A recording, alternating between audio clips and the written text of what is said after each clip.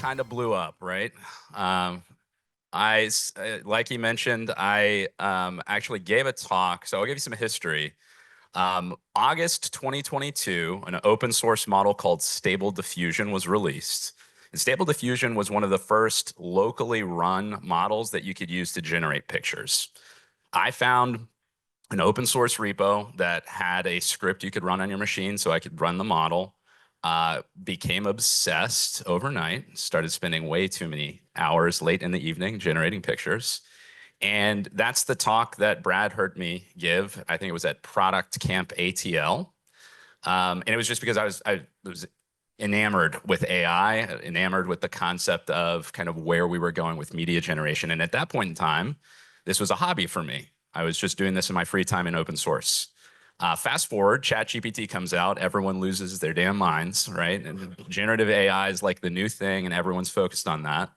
And very quickly realized that we were probably some of the foremost experts in generating media with these AI models. And we started the company in February of last year, have been operating since then and have grown. We've got some of the world's largest gaming companies using our tool. We are a full suite delivering capabilities to run these models in the cloud.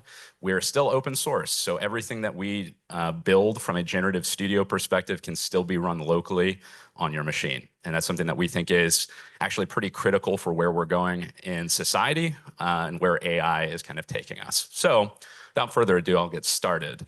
I think what we're starting to realize is that most information that we digest is increasingly going to be synthetically generated, modified, or composed. Kind of like what we're seeing already. More and more, I've seen so many AI pictures, I can tell it like immediately when I see it.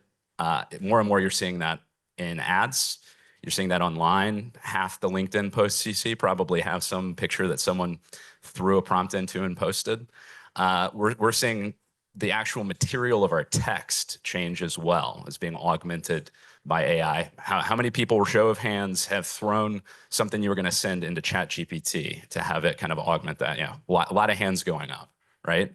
I think more and more that is going to be commonplace. It's going to be embedded in the tools that we use. It's going to be in almost every single product. I mean, I think I've seen every single company, every product that I use has announced some amount of AI. Everyone's trying to use it. So we're gonna be surrounded by this. It's gonna be everywhere.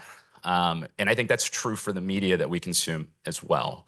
Now, I don't necessarily, I'm not a pessimist, so I'm not one of those people that's doom and gloom. We're gonna all lose our minds because of AI and everything's gonna be fake. I think we've got a lot of really good things that are happening in the ecosystem to keep us aware and safe of what's going on.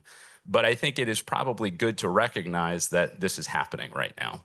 And it also begs the question, how do we leverage that to improve the media that we consume? How can we use that to enable and empower creators to do things that they previously weren't able to do?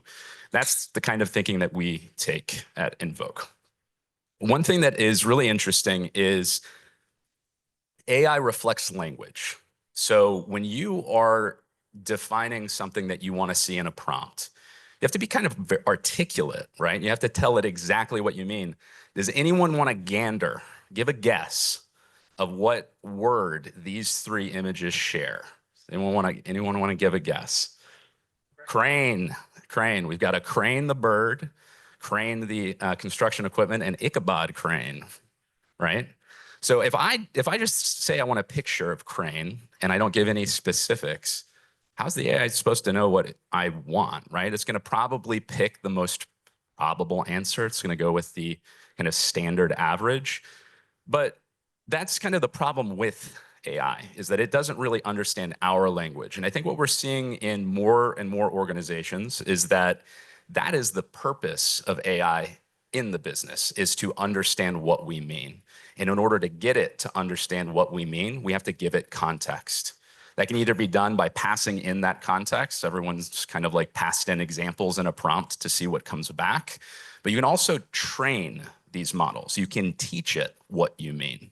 And so if you think about like any company you've ever worked for, there's probably at least one acronym that means nothing anywhere else except that company, right? It's like the ZRP5 report, and you're like, what is that? But it means something here, right? It means something to us.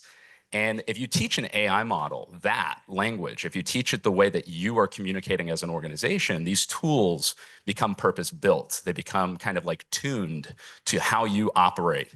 And that is true for text. It's true for image creation. You can train it to understand your language. You can also train it to understand your visual language. And that's kind of what we do at Invoke. So let's explore what's possible. When you train models that are specialized on your assets, you can actually do a lot more and a much higher quality with the AI tools that you're using. So we partner with an artist. His name's Peter Moorbacher. Has anyone played Magic the Gathering? We got any nerds in here? Yeah, we got a couple nerds. Okay, cool. Peter Moorbacher has done a lot of Magic the Gathering art. He also has his own kind of art project. But we partnered with him early on to kind of work with him to understand how can we take these models and really do something interesting that empowers creators and gives the tools to the creators to use. Now, this is his art style. Super cool. Very surreal. It's kind of like this. It's a vibe, right? It's a vibe. When you prompt for Midjourney or Stable Diffusion, the raw Stable Diffusion model, just some context here. Peter's project is called Angelarium, so it's a bunch of angels, right? So angel means something specific to him, right? This prompts a faceless floating angel of justice. I won't read the whole thing, but it has the style of Peter Moorbacher.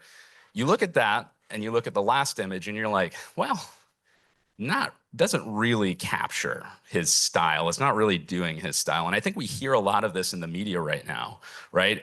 Which is these AI models were trained on everything. They've stolen the style of like artists. Well, Peter Moorbacher is one of the most well-known artists. He actually hosts a painting class in the Midjourney Discord server. So he's like very well known. People use his names for prompts all the time, but they don't really capture his style. And he's one of the most well-known artists. So how truly like accurate is its understanding of his style, even with all the data that it's been trained on? But we took his assets and worked with him to train a model on his style and are able to generate assets that look a lot closer to what he does. It becomes a much more useful tool. I'll switch back so you can compare. So that's the mainstream models, and that's the actual work that he's done. So that's his art. And I think you start to see a lot more of his style evoked in that. Now, when artists use these tools, they're not really just taking the first picture that comes out. They're not replacing their process with this.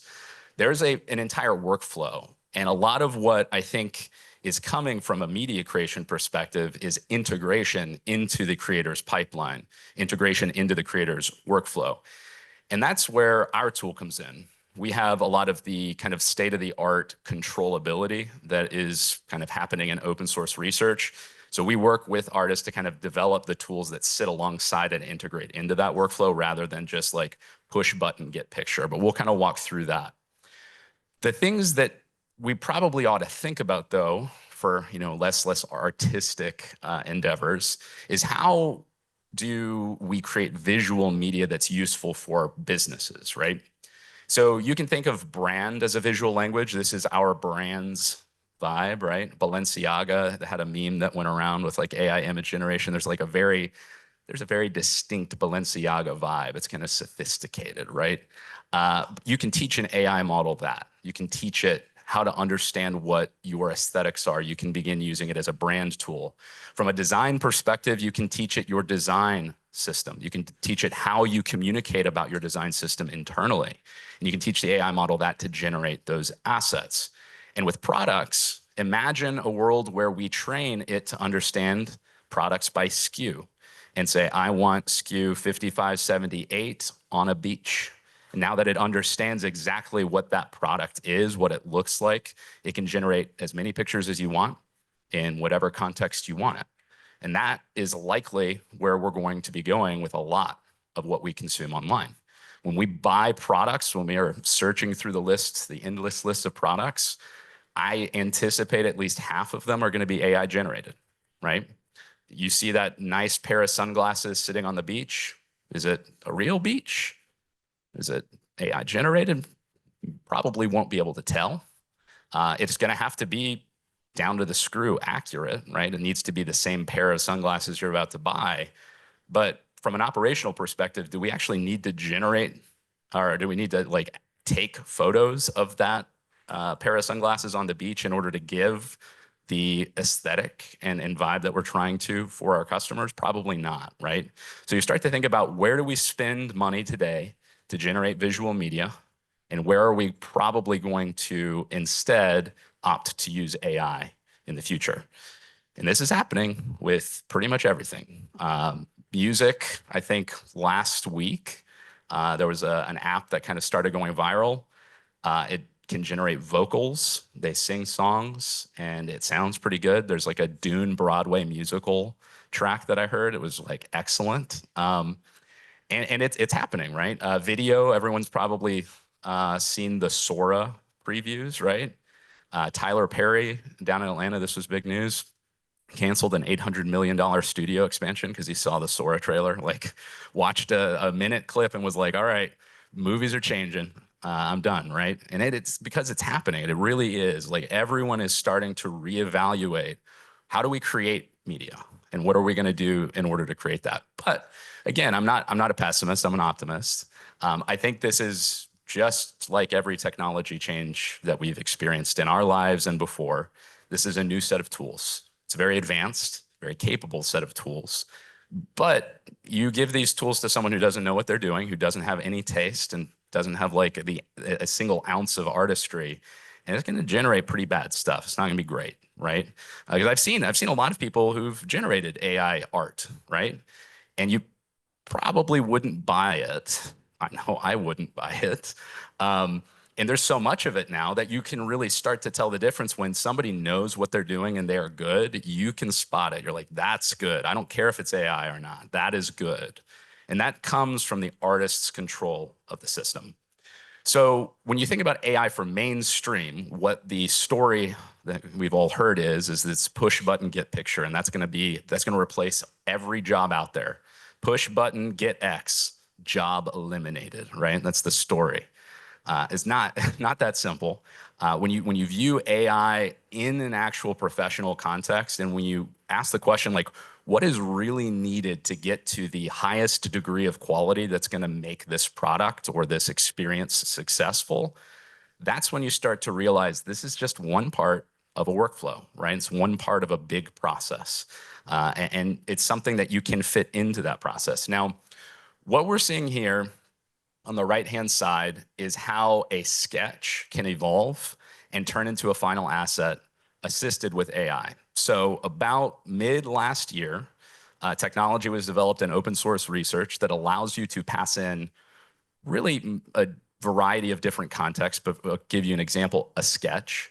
You pass in a sketch, and the AI will generate the image that you prompt for, but it has to color inside the lines. It has to use your sketch in order to generate that asset. So if you're an artist and you spend a couple hours coming up with a really cool idea, does anyone want to guess how long the average artist spends fully fleshing that out using digital painting? So we're not talking about like physical media, even using Photoshop. How long does it take for the average artist to complete like a full work, a full painting, digital? Anyone want to guess? Anyone want to throw out a guess? You're not going to get 100 hours. Price is Right rules. Anyone want to go up, low? 1 hour and 200 hours. Okay, we got all the range. 100 is a really good guess. It takes about 100 hours, right?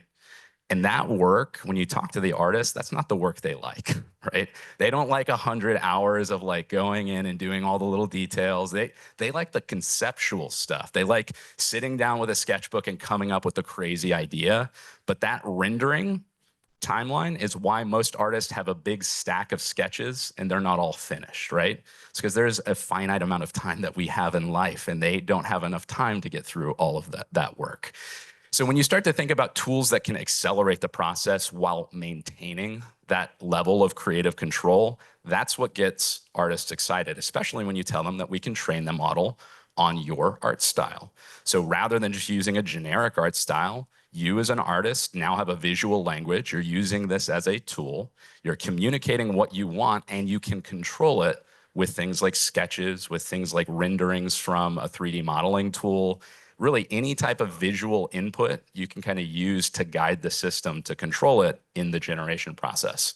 So what we're seeing at game studios, VFX studios, kind of across the board in media generation is they're looking at this as an asset. We are training the model as a tool in our pipeline. We are defining the workflow, where it's going to fit, and there's a whole lot of legal stuff that I'm going to get into. So before your eyes glaze over, a warning, we'll talk about copyright in a little bit. And then they deploy that to the team, right? And that is how they're starting to view this as a transformation of their process, right?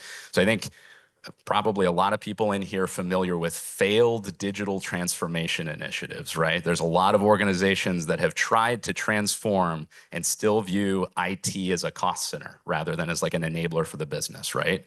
Well, we're kind of like on the next phase of digital transformation, right? AI is that next generation of transformation. We have to ask questions about, well, now how do we change our processes to leverage these tools, and how are we building tools that enable us to do our business right and generate values for our customers? So this is where we start to get into how do we source those models? How are we going to train these assets?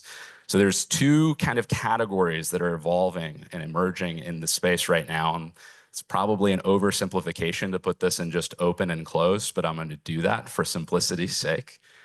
There are closed models. What those are is you go to a service and they have the almighty AI up in the cloud and you access it. You come to the altar of AI and say, please give me a picture of this, or my email, sounding a little bit more professional, whatever it is, it gives you that back and you take it and you go on your way. An open model, on the other hand, is one that you actually have the weights to. Now, you don't have to run this on your local machine. You could throw it up on a server in AWS or Azure, whatever, but you actually have the weights. And I think contrary to what many people think of when they think of AI, the weights for these models are not like enormous. I think even before I got into AI, my perception of AI was supercomputer in the cloud. It was like, a system. It's like Skynet, big and massive. And Stable Diffusion landed, and it kind of just completely exploded my understanding. Does anyone want to guess how big a Stable Diffusion model is and generates all these pictures that I've been showing you? Every picture in this deck, except for the one Peter Moorbacher, has been generated by AI. Does anyone want to guess how big that file is? We're gonna force a guess here. 10 megabytes is insane. This guy is it's absurd. 10 megabytes is too small. Too small. He meant terabytes. Okay, he's thinking terabytes, right? 5 gigabytes, so a little bit bigger than 1 megabyte, but five gigabytes. It fits on a thumb drive, right? And it can generate anything, any picture you ask, right? So that file starts to become really interesting when you start thinking about things like information security. If you're going to fine tune this model, now you're compressing all of your IP into a 5 gigabyte file. Are you going to send that around copies to everyone in the room? Probably not, right? So you start thinking about a lot of deployment challenges that come with having that model. You start thinking about a lot of things, but one of the most important is intellectual property. That model, if you are really pushing all of your sensitive data, your IP into this asset, do you really want that to be something that someone else owns that you don't have a copy of? Probably not, right?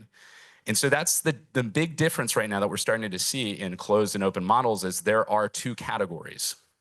Closed model, we have an API you hit, we sell you this as a service. And open models, where a company trains a large language model or an image generation model, makes that openly licensed, so you can download those weights and tune them. You can run them, and technically, if you keep them safe, they're like your secret sauce, right? They're yours. They're your IP now, right? You've tuned that set of weights, and it is now something that you can count on as an asset for your business. It's your generative capacity. That is the big difference that's happening right now with closed and open. In the large language model space, everyone's probably familiar with ChatGPT. GPT-4 is like the big model behind that. We'll probably see a GPT-5 later this year.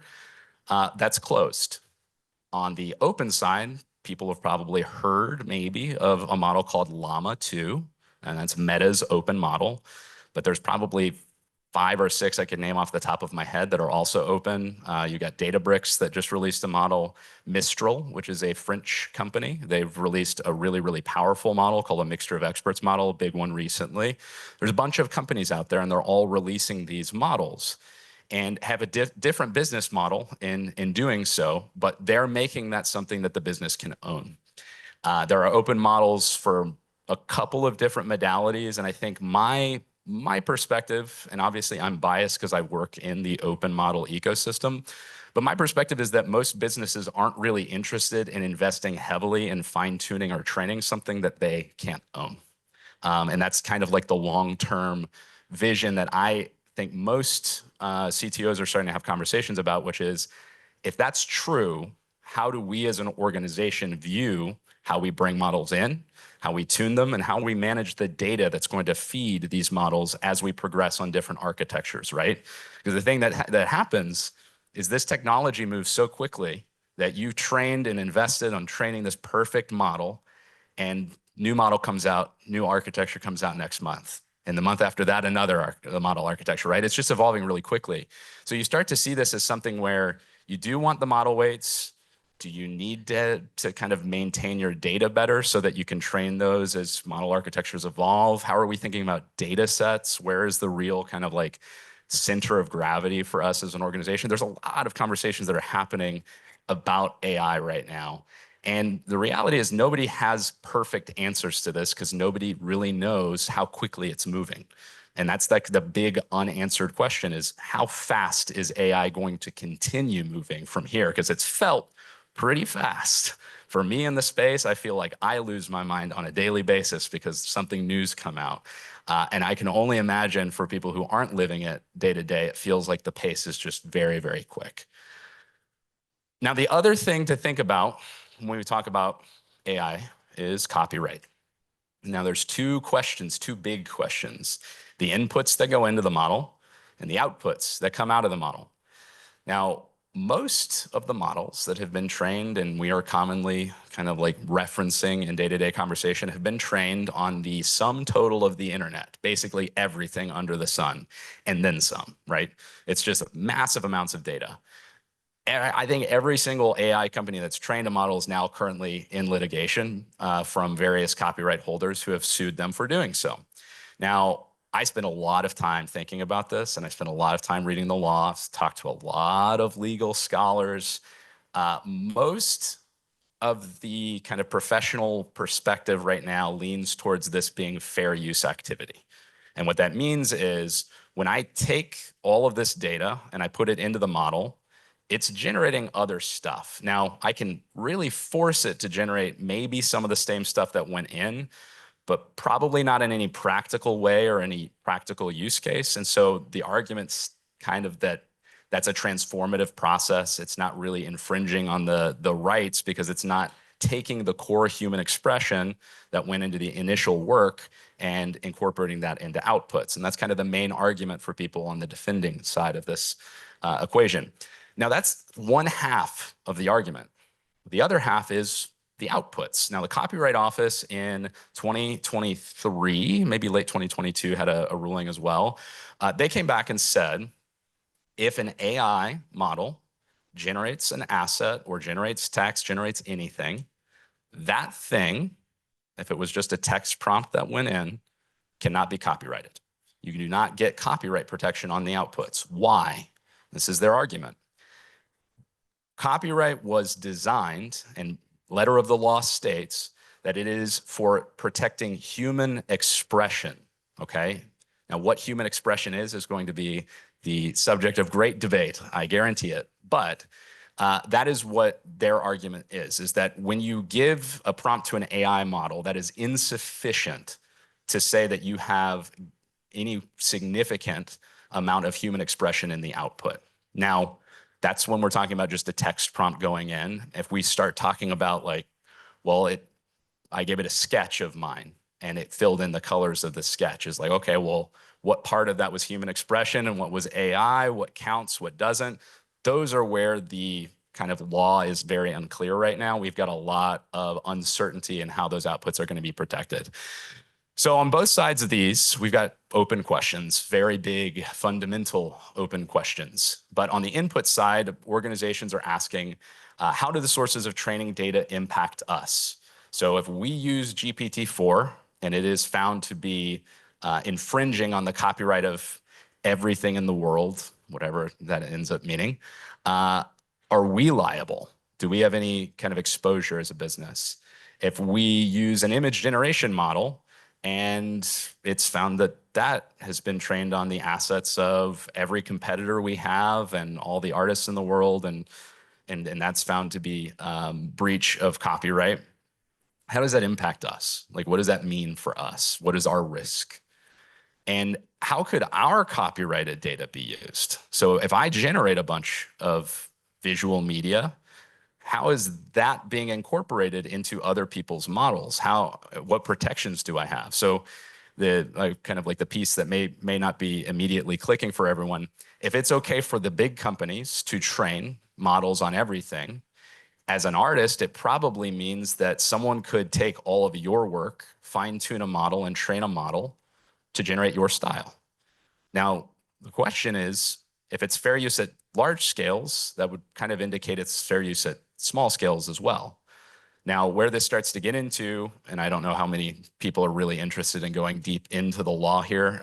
Maybe I'll leave like the depths of this for follow-on questions. But what I'll kind of point to is right to publicity or right of publicity laws are where we're starting to see some of that go, which is I can train a model on your style, but I can't then distribute it saying this is this person's style. So if I generated I'm trying to think of a Banksy. I generated a Banksy model, right? It generates really cool street art, right?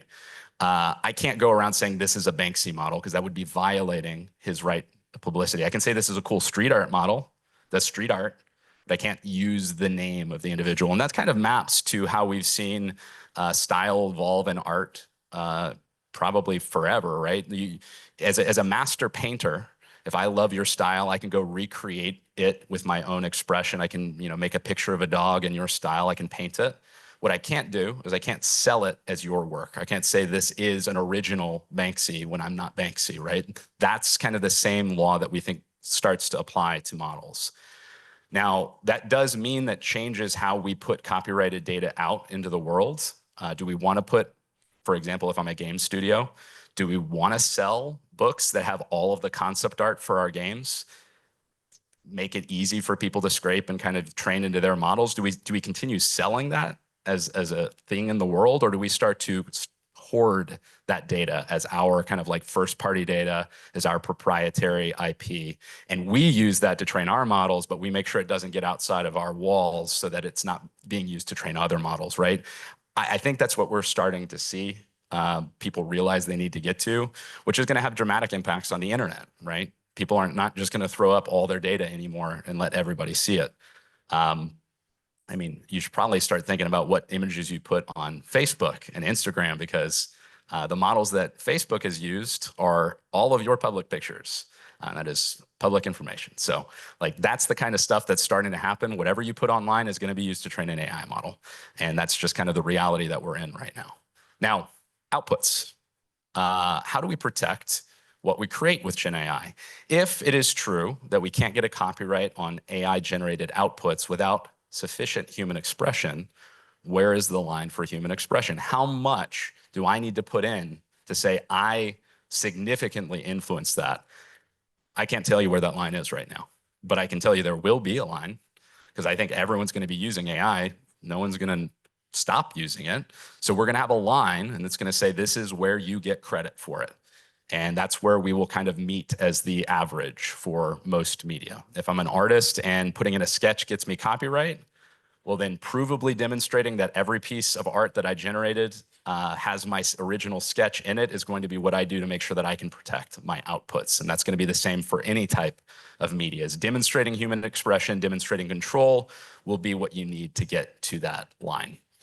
And then we ask questions like, if that is true, what changes in our process as a business need to be made in order to ensure that we comply with the law for AI, that we can maintain protection of our copyright, that we protect our IP and our data. Those are the types of questions that organizations should be asking. I think probably 10% of them are really there on asking these all the way and understanding this stuff. Most organizations don't understand it. That's where we come in. AI is not just a technology problem. It is a change management problem. People don't know how to change their organization to use the tool. It's not that we don't have the technology. The technology is like diffused itself into society very quickly. We just don't know what to do as an organization to adopt it, to get our people to use it, to change all of our processes, to reevaluate fundamental questions of how our business generates value for customers. That's a really hard problem. Change management always is. That's where we're at right now with this technology. And that's the hardest part of getting an organization to adopt it, is just to get people to change what they've always done. And for us, I mean, we're working with a lot of artists who, like 5 years ago, their job is open up Photoshop and go, right? Create the whole thing, 0 to 100. And now we're introducing a tool that takes some of that out of the equation. It's kind of a back and forth now. And so it's a much different workflow for them. And that's the type of change management that we help companies solve. So when we think about defining a workflow in order to adopt this, I won't go into too much detail about what we do with companies. I'll just kind of give you the high level. We recommend evaluating your existing value creation processes. Where are you generating stuff today? And define parts of that process where AI can help with what you know it can do today. You have to start there. You have to say, this is where it could help. This is where it would save the most time. You start from that low-hanging fruit, those big opportunities. You design, you develop, and you deploy that workflow to solve that problem, first at a small scale, and then continually expanding that until everyone is using that, and that just becomes the way it's done. Then you move on to the next part of the workflow. That's the only way to get this out into the organization, is really take targeted steps, be very diligent about making sure that process changes, and realize value for the organization. Focusing on value creation is probably one of the #1 things that most organizations aren't doing right now. They throw out the mandate, let's go do generative AI, right? They got a big rally, big kickoff. Everyone's like, Gen AI, Gen AI. And then nobody knows how to do that, right? Nobody knows what that means. They don't know how to go back to their day-to-day and actually make change. It is a very deliberate, painful process to change as individuals, but especially as large organizations. That is the big challenge right now. I'm going to skip this slide. We help companies deploy the workflow in a simple UI. Cool. Workflows that we've seen media creation start to be augmented with AI in concept exploration, product design, e-commerce, entertainment, marketing, creative, and soon more, because there is more coming. We're starting to see 3D come. So I used a text prompt to generate a 3D model, or I used a picture that I drew and it created a 3D model of that for use in games, for use in movies, for use in ads, whatever it is. Video, right? Sora is coming. I think Adobe just released an announcement they're going to integrate it directly into Premiere Pro. So you're, editing your movie, and then you say, you know what, I need some B-roll here of someone driving down the street, and Sora will pop out a video and plug it right in. You can take a frame, extend it, and it'll generate 5 more seconds of video from any existing video you have. That's the type of tooling that we're starting to see integrate itself into everything. So I anticipate we'll see a lot of this stuff soon. Invoke is the company. We are open source again, so if anyone is particularly interested in generating pictures for fun or for profit, download our tool and use it.